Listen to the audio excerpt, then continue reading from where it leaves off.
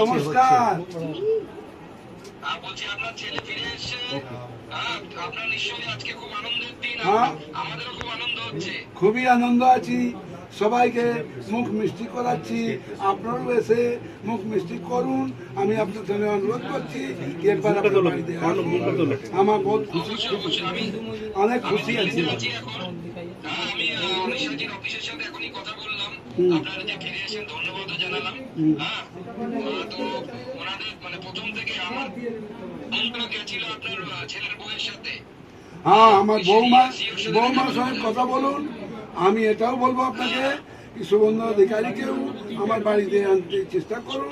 আমি এটাই বলবো, অনেক খুশি আছি যে আমার ছেলে দুশ্মনের মুখ থেকে আমার ইন্ডিয়া চলে এলো।